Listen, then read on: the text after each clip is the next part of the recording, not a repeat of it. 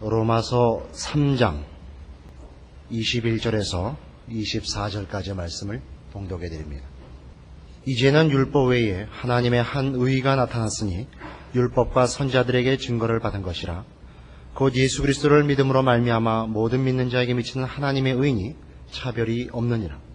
모든 사람이 죄를 범하였음에 하나님의 영광에 이르지 못하더니 그리스도 예수 안에 있는 구속으로 말미암아 하나님의 은혜로 값없이 의롭다 하심을 얻은 자 되었느니라. 로마서 3장 21절에서 24절에 이르는 이 말씀은 결국 앞에서 우리가 그렇게 오랫동안 생각했던 모든 얘기의 종합, 결국 가장 중요한 이런 결론으로 우리를 인도합니다. 결국 구원이란 뭐냐 하는 겁니다. 구원이란 뭐냐? 어떻게 얻느냐? 이렇게 우리가 이 로마서의 앞부분에 나오는 이 내용들을 이제 결론으로 압축시켜야 됩니다. 구원이란 무엇인가에 대하여 24절에 보시면 이렇게 답이 나옵니다. 그리스도 예수 안에 있는 구속으로 말미암아 하나님의 은혜로 값없이 의롭다 하심을 얻은 자 되었느니라. 값없이 의롭다 함을 얻는 것, 하나님의 은혜로 의롭다 함을 얻는 것입니다. 성경이 얘기하는 구원은 그래서 1차적으로 하나님께서 인정하시는 의로운 자리에 가는 것이지 행복과는 거리가 멉니다. 예수를 믿는 것이 불행하다고 얘기할 수는 물론 없습니다. 슬프다고 얘기할 수도 없습니다. 그러나 그것은 어떤 더 중요한 일에 부수적으로 따라오는 보너스입니다. 기쁨과 행복이 기독교 구원과 기독교 신앙의 핵심이 되거나 그 중요한 내용으로는 등장하지 않습니다. 가장 중요한 것은 이것이 거기에 기록된 바와 같이 값없이 의롭다 하심을 얻는다 하는 데 나온 것 같이 하나님에 의한 선포라는 것을 알게 됩니다. 우리가 어떤 노력을 기울이거나 어떤 조건을 제시하여 이 결과를 얻는 것이 아니라 하나님께서 우리를 의롭다고 인정하는 것을 구원이라고 합니다. 우리가 의인으로 판단됐다는 것이 아닙니다. 우리를 의롭다고 인정해 주시는 법적 선언입니다. 법정에서의 선고 같은 것입니다. 그래서 법적으로 우리는 의인입니다. 그래서 이것이 우리에게 어떤 문제를 야기시키느냐 하면 신앙을 갖고 계시든가 구원을 받았다고 여러분 마음에 스스로 생각을 하고 계심에도 불구하고 많은 신자들 속에 마음속에 죄로 인한 양심의 가책이나 신앙의 회의로 고민하는 분들이 계십니다. 마음의 죄로 인한 양심의 가책, 신앙상의 어떤 불만족으로 인한 회의, 이런 것들은 다 신자된 가장 중요한 증거 중에 하나입니다. 여러분들이 만일 이 구원과 신앙 문제에 대하여 어떤 조그만 의심도 없고 불안도 없이 만족하고 계시다면 여러분은 무슨 잘못된 약을 먹으신 겁니다. 왜냐하면 구원은 우리가 이룬 것이 아니고 우리에게 이루어진 어떤 것이기 때문에 우리의 행위나 우리의 조건으로 말미암아 얻은 것이 아니기 때문에 우리 안에 이 불안이 늘 있습니다. 내가 노력하거나 내가 요구하거나 내가 어떤 희생과 대가를 치르고 얻은 것이 아니기 때문에 우리 마음속에 이 문제에 대한 어려움이 있습니다. 이 마음이 뜨거워진다든가 무슨 감정적으로 또는 감각적으로 어떤 무엇과도 비교할 수 없는 체험을 한다든가 어떤 희열에 휩싸인다든가 하는 것은 구원과 그렇게 직접적인 문제가 아닙니다. 구원은 뜻밖의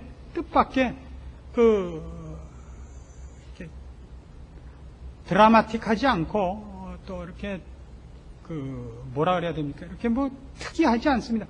매우 덤덤합니다. 에베레스트를 이제 정복했다든가 무슨 인간들이 할 수 없는 무슨 어떤 큰 일들을 하신 분들한테 얘기 들으면 공통되는 것이 하나 있습니다. 그렇게 그걸 달성하기 전에 가졌던 욕구, 열심, 희망, 기대 이런 것과 달리 정작 그 일을 이루고 났을 때 그죠? 덤덤하더라는 거죠. 인간이 최초로 100m를 10초대를 깼을 때 또는 무산소로 에베레스트를 등정했을 때 이런 여러 가지 일들에 대해서 사람들의 답은 그것이 사람들이 그거를 문제로 삼고 사람들이 박수를 쳐주니까 그게 굉장한가 보다 이런 생각이 들지, 한 사람들은 그저 덤덤한 겁니다. 제 옛날 생각이 나는데요. 근데 제가 어렸을 땐 공부를 잘했거든요. 남들이 어떻게 그렇게 공부를 잘하는가 그러면 그냥 하는 거죠. 공부를 잘해요, 잘하기. 그냥 시험을 보면 그저 100점 나오고 그저 덤덤하죠. 그게 신기해요. 못하는 사람 쪽에서 볼 때 그렇죠. 그러나 나중에 하면 그게 그렇게 기쁘고 춤을 출 듯하고 그러지 않습니다. 그냥 덤덤합니다. 서울대학을 들어간다. 기쁘죠? 나 들어가면요. 그저 그래요. 서울대학을 들어가나 무슨 그런 대학이 있다는데 하버드를 들어가나 해브노 대학을 들어가나 네덜란드를 가나 다 그게 그겁니다. 왜 이런 문제를 제가 이렇게 길게 여러분에게 따져 드려야 되냐면, 구원이라는 것은 생각보다 주관적인 싸움이 아니고 객관적인 싸움이기 때문입니다. 그렇게 하나 해놓으시고 두 번째 질문으로 갑시다. 그럼 이 구원은 어떻게 우리의 것이 되는가? 어떻게 우리의 것이 되는가? 우리가 무엇을 해야 되는 것인가? 다시 24절 보시면 그리스도 예수 안에 있는 구속으로 말미암아 하나님의 은혜로 값없이 의롭다 하심을 얻습니다. 값없이. 이 값없이라는 말은 까닭 없이입니다. 까닭 없이. 이유 없이예요. 구원은 어떤 면으로 보든지 전혀 그것을 받을 자격이 없는 우리에게 임한 하나님의 값없는 선물입니다. 이 말을 기억을 하십시오. 어떤 면으로 보든지 전혀 그것을 받을 자격이 없는 우리에게 임한 것입니다. 자격이 없는 우리에게 임한 하나님의 선물입니다. 그래서 구원을 어떻게 받느냐 그럴 때 믿음 이렇게 얘기하는 것은 정당한 설명입니다만은 우리들에게는 매우 오해되어 있는 표현 중에 하나입니다. 그 성경이 얘기하는 믿음이라는 말은 사실은 우리가 생각하는 것과 전혀 다릅니다. 그래서 구원에 관한 얘기를 할 때 내가 어떻게 믿었는가, 내가 어떻게 결단을 했는가, 내가 어떻게 회개를 했는가는 구원의 조건이나 구원에 아무런 적이 되질 않습니다. 원인이 아닙니다. 구원은 언제나 하나님의 은혜입니다. 하나님의 무한하신 은혜가 그 원인이고 이유고 방법입니다.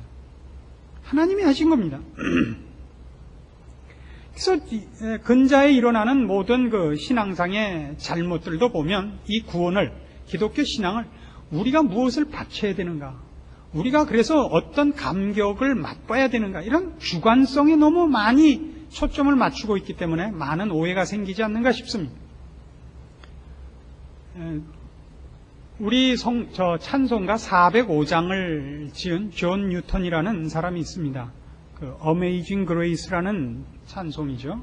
나 같은 죄인 살리신 그 은혜 놀라와 라는 찬송입니다. 이 찬송을 지은 존 뉴턴은 예전에 노예선 선장을 하던 사람입니다. 그러니까 사람이 저지를 수 있는 죄악 중에서는 제일 악질적인 죄인이었던 사람입니다. 이 사람이 나중에 구원을 받고 신자가 되었습니다. 여기서 그가 어떻게 회심을 했는가, 그가 어떻게 믿기로 했는가가 초점이 아니라 그 당사자가 이 구원을 얻고 난 다음에 가장 놀란 건 이겁니다. 나 같은 것도 구원해 주신단 말인가. 그래서 Amazing Grace예요. 놀라운 은혜. 그 은혜 놀라워. 그러니까 하나님이 어떻게 나 같은 것도 구원해 주셨단 말인가가 초점이지, 내가 이 모든 죄를 어떻게 회개하고 죽게 돌아왔는가가 아니라고요, 초점이. 그러나 우리는 끊임없이 구원에 관하여 내가 어떻게 죄로부터 등을 돌리고 어떻게 이를 악물고 주님의 옷자락을 붙잡았는가. 놓아라, 순애야. 그게 아니라고요.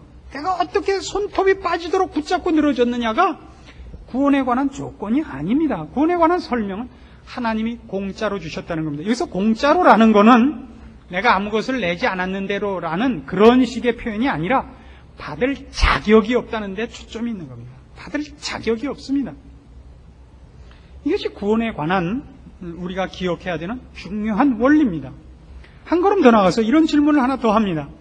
무엇이 이 구원을 가능케 하는가? 우리는 앞에서 이미 우리의 믿음이 아니라 하나님의 은혜로 이것을 얻는다는 걸 알았습니다. 우리의 노력이 아닙니다. 그러면 우리의 노력도 없고 하나님의 은혜라고 할 때 하나님이 은혜로 공짜로 이것을 주실 때 어떤 방법으로 주셨는가 이겁니다.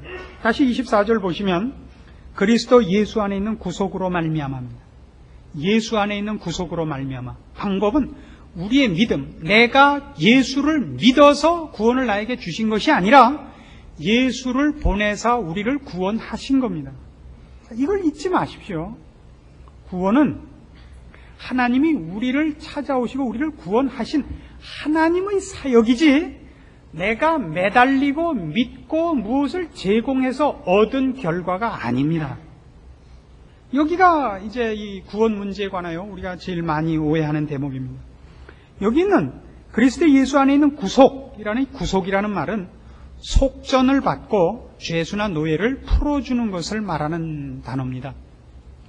그래서 고린도전서 6장에 가면 구원을 바로 이 조금 전에 말씀드린 구속이라는 그 내용과 일치하는 이런 식으로 우리의 구원을 설명하는 것을 만납니다. 고린도전서 6장 19절입니다.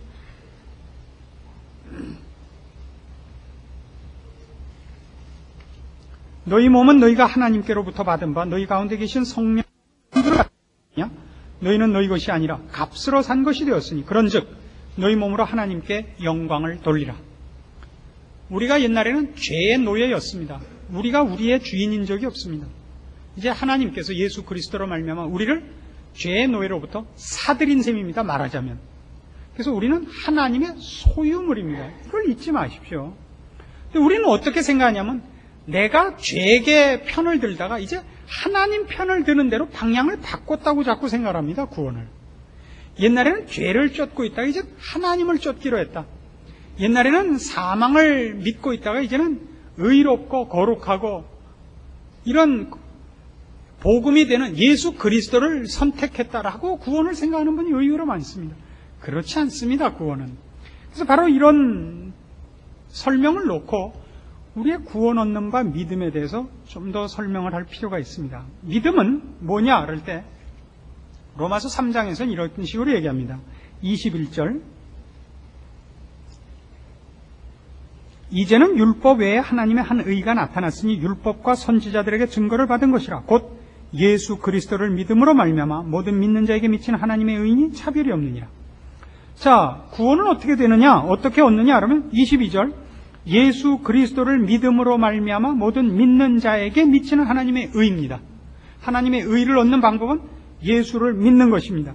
근데 그 예수를 믿는다는 것을 우리가 보통 생각하는 식으로 나는 예수를 믿었다, 넌 안 믿었다 이렇게 구별을 하는 믿음이어서는 안 됩니다. 이 믿음을 뭐라고 얘기하냐면 21절 이제는 율법 외에 하나님의 한 의가 나타났대요. 율법 외에요. 율법이란 뭐냐면 우리 앞에서 본 바와 같이 율법이 뭐예요? 어떤 기준, 어떤 수준을 요구하는 것입니다. 율법이라는 것은. 우리가 쉽게 명식으로 얘기하면 그걸 줄여서 하나님을 사랑해라. 또 이웃을 내 몸같이 사랑하라. 그것이 율법입니다. 우리에게 그 율법의 요구를 우리 자신에게 이행할 것을 요구하는 법칙이 율법입니다. 하나님을 사랑하라는 걸 우리 보고 하라 그러고 이웃을 하라는 것을 우리 보고 하라 그럽니다. 근데 우리는 우리 스스로 율법을 지킬 힘과 능력이 없음을 성경이 논증을 했습니다. 우리 현실 속에서 우리가 한 번도 이웃을 사랑하거나 하나님을 사랑하지 않는다는 것이 증명되었습니다. 인류 역사가 그것을 증명합니다. 인간은 자기를 사랑합니다. 자기를 위하여 이웃을 잡아먹고 살지 이웃을 살리기 위하여 자기가 죽는 예가 없습니다. 그래서 우리는 율법을 지키지 못한다는 것을 자인하고 율법으로는 그 앞에 의롭다 하심을 얻을 육체가 없습니다. 그래서 의롭다 함을 얻을 수가 없기 때문에 하나님께서 우리를 의롭게 하시는 다른 방법을 허락하셨습니다. 예수를 믿는 방법입니다. 그래서 예수를 믿는다는 건 그런 의미에서 우리 보고 그 율법을 성취하라는 요구를 바꾼 방법이라는 걸 알게 됩니다. 이제는 율법 외에 하나님의 의가 나타난 겁니다. 우리 보고 하나님을 사랑하고 우리 보고 이웃을 사랑하라는 방법론으로부터 우리가 그것을 할 수 없다는 것이 이제 자명하게 증거된 후에 그 외의 방법으로 우리를 의롭게 하는 것, 율법으로 우리가 우리의 의를 찾을 방법이 없었습니다. 3장 20절의 선언입니다. 이제 우리를 의롭게 하는 다른 방법인데 그 방법은 율법이 아닌 방법입니다. 율법식의 방법이 아닌 겁니다. 그건 뭐예요? 예수를 믿는 방법입니다. 여기서 속습니다. 그러니까 옛날에는 율법을 지키면 되는데 이제 예수를 믿으면 된다가 아닙니다. 여기서 예수를 믿는다는 말은 앞에 있었던 율법을 제대로 이해를 해야 됩니다. 율법이 요구하는 것은 모두 다 우리 보고 하라는 것입니다. 그러나 이제 율법 외의 방법이라는 것은 율법이 요구하는 그 요구를 우리 보고 하라 그러지 않고 주님이 하시는 것입니다. 내가 해야 될 문제, 나에게 필요한 것, 죄에서 벗어나고 하나님의 진노에서 벗어나는 방법을 우리 스스로 해결하거나 우리 스스로 그걸 어떻게 처리할 능력과 방법이 없습니다. 그래서 하나님께서 어떤 방법을 택했냐면 예수 그리스도를 나 대신 대속물로 내놓는 방법을 택하셨습니다. 그러니까 예수님은 우리를 위하여 오셨습니다. 우리를 죄값으로 죽을 수밖에 없는 우리를 대신하여 죽으시고 우리를 하나님의 자녀로 만들기 위하여 부활하셨습니다. 그러니까 예수님이 오셔서 죽고 살아나신 일은 모두 우리가 이루어야 할 율법의 요구들입니다. 그 율법의 요구를 우리가 해야 되는, 그 요구를 우리가 만족시켜야 되는 율법의 방법은 우리는 못합니다. 그러자 하나님께서 예수를 보내서 우리가 해야 될 일을 예수님이 대신하게 하신 겁니다. 죄값으로 죽을 수밖에 없는 우리를 예수님이 대신 죄값으로 죽게 하시고 하나님의 백성으로 새롭게 죄인이 아니고 의인으로 태어나는 것을 우리 스스로는 그렇게 변화될 수 없으니까 예수님이 대신 부활하사 새 장을 여시는 겁니다. 그 일을 우리가 해야 되는 일을 예수님이 하시고 그 결과를 내 것으로 인정하는 방법을 믿음이라 그럽니다. 여기를 놓치지 마십시오. 그러니까 우리가 믿음을 잘못 생각하면 뭐가 되냐면 옛날엔 율법을 지켜야 됐었는데 이젠 예수를 믿으면 된다. 그럼 믿음이 다시 조건이 된단 말입니다. 믿음이 조건이 되면 안 돼요. 믿음은 조건이 아니고 믿음은 우리를 의롭게 하는 방법입니다. 하나님의 방법. 무엇과 대조돼야 되냐면 율법과 대조돼야 된다고요. 율법은 우리에게 필요한 결과를 우리 보고 원인을 제공하라고 요구하는 것이 율법입니다. 하나님을 사랑하라는 요구를 나보고 하라 그러는 겁니다. 이웃을 사랑하라는 것을 나보고 하라 그럽니다. 우리는 할 수가 없습니다. 우리는 의로워질 수 없습니다. 그러자 하나님께서 예수를 보내서 예수님으로 하여금 하나님의 말씀에 온전히 순종하고 율법을 다 성취하고 죄값으로 죽을 수밖에 없는 우리를 대신해서 죽으시고 하나님을 향하여 다시 부활하게 하십니다. 이 일을 내가 한 것으로 간주하는 방식, 율법의 요구를 만족시키는 것을 내가 하지 않고 주님이 해놓고는 내가 한 것으로 전가시키는 방법을 믿음이라 그럽니다.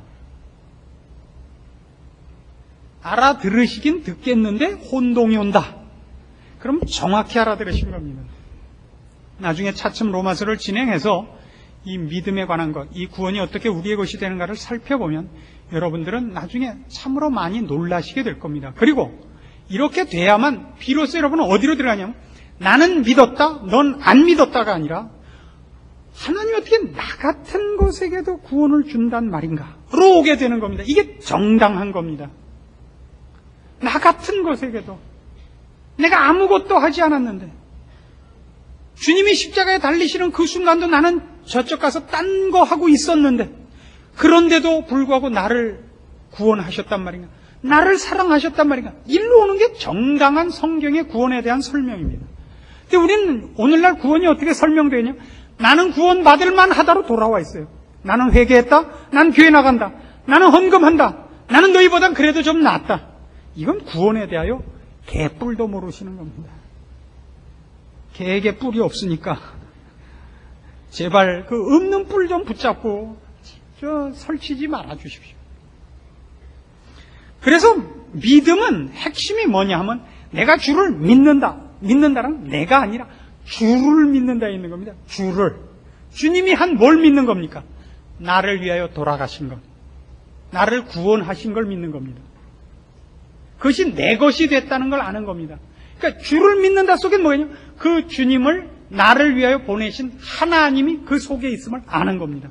그래서 믿음이란 내가 주를 어떻게 힘있게 붙잡았느냐가 아니라 주님이 왜 오셨는가를 알며 주님을 하나님이 보내셨다는 걸 알며 우리가 하나님 앞에 죄인이라는 것을 아는 이 객관적이고 절대적인 하나님의 존재와 예수 그리스도의 존재와 우리의 죄인된 현 상태를 직시하는 것 위에만 믿음이 있습니다.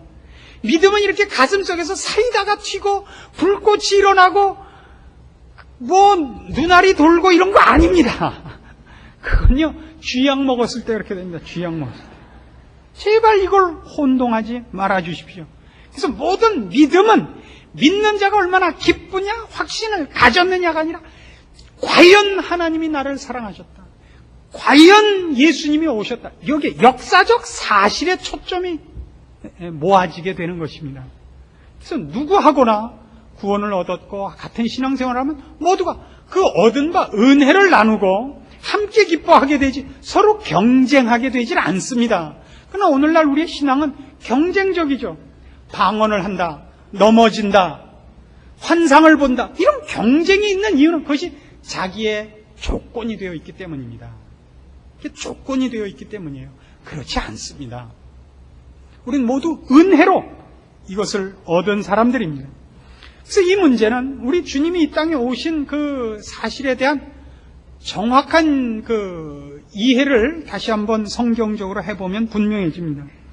주님이 이 땅에 오신 것은 우리가 어떻게 하면 구원을 얻을 수 있는가를 설명하러 오시지 않았다는 걸 아셔야 됩니다. 그렇죠? 주님께서 이 땅에 오셔서 우리를 가르치러 오시지 않았습니다. 주님은 왜 오셨다 그럽니까? 주님이 이 땅에 왜 오셨다? 많은 사람의 대속물로 자신을 주려고 오셨습니다. 주님은 죽으러 오셨습니다. 처음부터. 그렇죠? 왜 죽으러 오십니까? 우리를 죄에서 구원하기 위하여 죽으러 오시지 우리를 깨우치거나 우리를 분발시키거나 우리에게 무슨 새로운 것을 가르치러 오시지 않았습니다. 그래서 주님의 죽음, 십자가라는 그 절정에서 아무도 주님을 쫓은 자가 없었다는 것을 기억하시죠. 제자들마저도 도망가 버렸습니다. 그래서 이 기독교 신앙에 대하여 오해하는 많은 사람들의 오해 속에 하나가 뭐냐면 예수님이 가르친 것을 그때 제자들도 아무도 따르지 않았다. 모두가 예수님을 버렸다. 외롭게 죽었다. 아니요. 예수님은 외롭게 죽지 않으셨습니다. 예수님께서는 아버지의 기쁘신 뜻을 위하여 그 길에 나가셨고 기쁘게 십자가를 지십니다. 왜요? 주님은 주님께서 하신 일을 인간에게 이해를 받기를 기대하지 않으셨고 이해받을 수 있으리라고 생각도 안 했습니다. 이해할 수 있는 일이 아닙니다. 묵묵히 죽으러 가신 겁니다. 내가 이제 죽어야겠다라고 선언을 하자 베드로가 뭐라 그랬습니까? 주님, 이 일이 결단코 주께 미치지 못할 것입니다. 내가 주님을 손대지 못하도록 주님을 보호하겠습니다. 뭐라 그랬죠? 사탄아 물러가라. 네가 하나님의 일을 생각지 않고 사람의 일만 생각하는도다. 너는 나를 넘어지게 하는 자로다. 주님께서는 인간을 설득하러 오시지 않았습니다. 우리를 위하여 죽으러 오셨습니다. 우리를 구원하러 오셨다고요. 우리의 동의와 우리의 이해와 우리의 선택을 요구하러 오시지 않았습니다. 우리의 몰이해와 우리의 무관심과 우리가 알지도 못할 때 우리를 구원하러 오신 겁니다. 내 요청과 내 이해와 상관없이 하나님 쪽에서 우리를 구원하러 오신 겁니다. 우리가 물에 빠져서 기절해서 뻗어서 떠내려가는데 이제 조금 놔두면 죽을 겁니다. 주님께서 들어오셔서 그 시체를 끌어내놓으신 겁니다. 손을 흔들어 부르지도 않았고 아우성을 치지도 않았습니다. 와서 꺼내주신 겁니다. 이것이 정확히 구원입니다. 그래서 이 문제에 대하여 우리가 아주 중요한 이해를 이렇게 해보십시다. 로마서 6장으로 갑니다.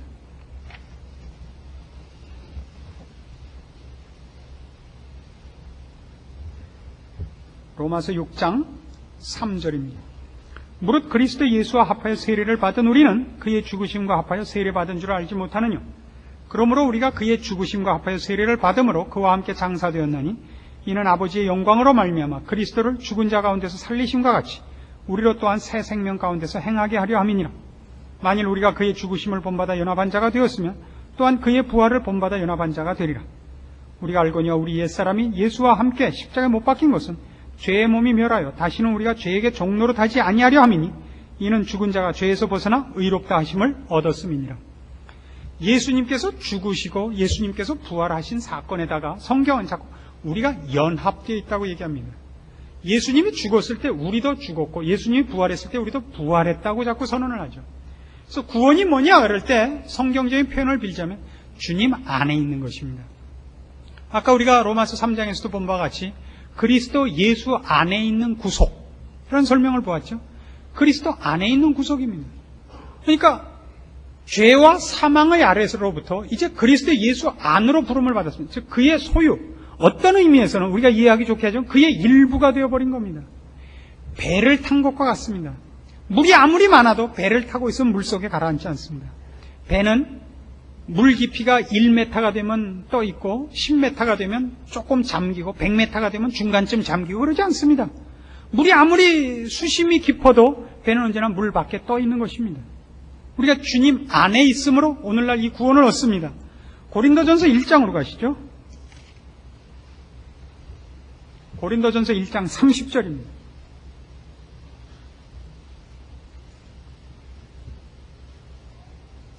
1장 30절 너희는 하나님께로부터 나서 그리스도 예수 안에 있고 예수는 하나님께로서 나와서 우리에게 지혜와 의로움과 거룩함과 구속함이 되셨느니라. 예수님이 우리의 구속입니다.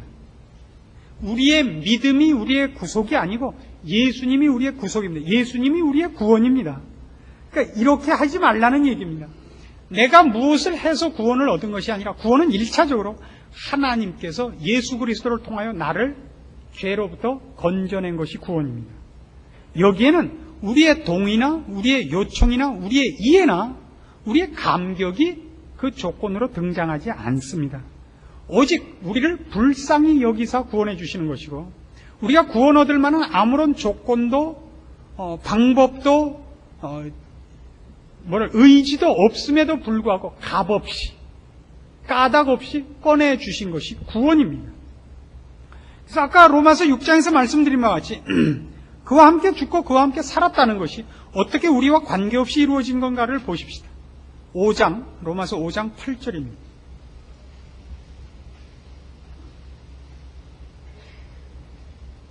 로마서 5장 8절 우리가 아직 죄인 되었을 때 그리스도께서 우리를 위하여 죽으심으로 하나님께서 우리에게 대한 자기의 사랑을 확증하셨느니라.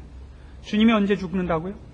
우리가 죄인이었을 때입니다. 죄인이었을 때라는 건 성경적인 죄인의 표현은 하나님에 대하여 등을 돌리고 있는 것을 말합니다. 하나님을 배반하고 있고 하나님에 대해 적대적인 상태에 있는 것을 말합니다. 도덕적 윤리적 설명이 아닙니다. 하나님께 대해 등을 돌리고 있을 때, 하나님에 의하여 벌받아 마땅할 때, 하나님께 호감을 갖고 있지도 않은데 하나님이 예수 그리스도를 우리를 위하여 죽이십니다. 거기 우리의 구원이 있거든요. 4장 25절로 오십시오. 바로 옆에 4장 25절 예수는 우리 범죄함을 위하여 내어줌이 되고 또한 우리를 의롭다 하심을 위하여 살아나셨느니라. 그때 우리를 의롭다 하기 위하여 살아나십니다. 그러니까 예수님이 2000년 전에 죽으셨고 부활하셨으나 그 속에 이미 우리 죄를 위하여 죽으신 것과 우리를 새롭게 하기 위한 살아나심 역사적 사건으로 있습니다. 그러니까 구원은 언제 일어났느냐 여러분? 십자가 상에서 일어난 겁니다. 우리의 믿음과 불신앙 이전에 우리의 출생 이전에 하나님께서 예수 그리스도 안에서 갈보리 십자가 위에서 이 문제를 해결하셨습니다. 자, 이것이 왜 중요하냐 하면 우린 종종 신앙을 이렇게 오해합니다. 내가 믿느냐 안 믿느냐가 우리의 구원에 너무 많은 부분을 차지해요. 그래서 내가 신앙적으로 한껏 고양이 되면 나에게 구원이 넉넉하고 내가 침체되어 있으면 구원도 비실비실하단 말입니다. 아닙니다. 구원이란 건 언제나 확보되어 있는 것입니다. 하나님께서 구원하신 겁니다, 나를. 이 하나님께서 구원한 구원은 나에게 동의를 구하거나 나와 의논하거나 나에게 조건을 요구한 것이 아니기 때문에 내가 어느 날 신앙이 시들시들해지거나 마음속에 의심이 가득 찬다 할지라도 이건 언제나 시종여일한 것입니다. 영원하고 불변하는 것입니다. 마치 구름이 껴도 해가 있는 것 같이, 내가 눈을 감아도 세상이 그냥 있는 것과 같습니다. 내가 눈을 감으면 모든 것이 없어지고 구름이 끼면 해와 달과 별이 없어지지 않는 것과 같이, 내가 마음에 의심이 들고 내가 신앙적으로 침체됐다고 해서 구원이 침체되질 않는단 말입니다. 뭘 강조하고 싶은지 꼭 기억을 해 주십시오. 이것이 성경이 얘기하는 구원입니다. 우리를 향한 하나님의 마음이요, 우리를 향하여 하나님이 하신 일입니다. 하신 일. 할까 말까가 아닙니다. 너 하는 꼬라지를 보고 하든지 말든지를 결정하겠다가 아니라 일어난 일입니다. 베푸신 은혜입니다. 그래서 여러분이 만일 신앙생활을 하시다가 여러분의 신앙이 침체되어 여러분 마음에 회의가 생기고 불안한 마음이 생기고 혹시 나는 아닐지도 모른다는 마음이 생기거든, 그것을 확인하는 방법은 마음속에 화톳불을 불을 붙이는 것이 아닙니다. 석유 먹고 성냥불을 긋는 것이 아니고 다시 이렇게 돌아오는 겁니다. 맞습니다. 하나님이 계시고 우리가 죄인이었는데 하나님이 나를 구원하기 위하여 예수님을 보내사 십자가에 못 박아 죽이시고 살리셨습니다. 제 마음이 불안하고 제 신앙이 침체되어 이렇게 제 영혼이 불안해하고 있습니다. 하나님, 제 영혼을 붙들어 주시옵소서. 베푸신 은혜로 제 마음과 제 심령을 채우시옵소서. 이 기도를 하십시오. 더 불안할 수 있죠. 하나님이 혹시 나는 택하지 않았을지도 모른다. 그럼 이렇게 기도하십시오. 하나님, 혹시 생명책에 제 이름을 기록하지 않으셨을지라도 여태까지는 제가 이제 간절히 소원하노니 새롭게 써주십시오. 그렇게 기도하세요. 그 기도를 하나님 외면하시는 적이 없습니다. 여러분의 마음과 여러분의 감정 상태에 너무 따라다니지 마십시오. 그 미친년 널뛰는 것 같은 데다가 여러분 영혼을 팔아먹지 마십시오. 사실 위에다가 여러분의 신앙을 집을 지으십시오. 이게 없어요. 너무 모두가 자기 그 감정과 자기의 주관과 자기의 생각 위에다가 신앙을 너무 지어놓고 있습니다. 그래서 오늘날 내가 반짝하면 하나님도 반짝하고, 오늘 내가 휘딱 디비지면 하나님도 저기 가서 주무시는 그런 신앙들 위에 여러분이 계십니다. 이건 성경이 얘기하고 싶어하는 얘기가 아닙니다. 그래서 여러분이 이렇게 질문할 수 있습니다. 아니, 요 모양 요 꼴인데도요. 바로 그겁니다. 요 모양 요 꼴인데도 구원해 주셔서 놀라는 게 성경이 얘기하는 구원에 대한 정확한 설명입니다. 나 같은 것도 이 꼴인데도 그게 어메이징 그레이스가 있는 것 아닙니까? 어찌 하나님이 이런 꼬라지를 찾아오시며 이 놀라운 것을 주실 수 있단 말인가? 그게 바로 성경이 얘기하는 구원입니다. 여러분이 이만하니까 주셨지면 아니라고요. 그건 아니에요. 구원을 못 받았다는 것이 아니라 여러분이 받은 구원을 여러분이 제대로 이해를 못하고 계시는 겁니다. 그럼 우린 가만히 있어도 되는가? 그렇지는 않습니다. 조건으로서가 아니라 또 다른 이 구원 얻는 데 대하여 하나님께서 우리에게 요구하시는 율법적인 요구가 아닌 이제 또 다른 국면이 있습니다. 그거는 다음에 말씀을 드리겠습니다.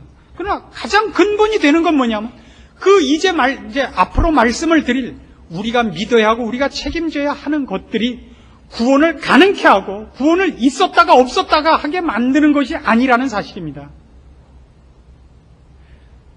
내가 믿으면 하나님이 계시고 안 믿으면 하나님이 안 계시는 것이 아닌 것과 같습니다. 안 그렇습니까?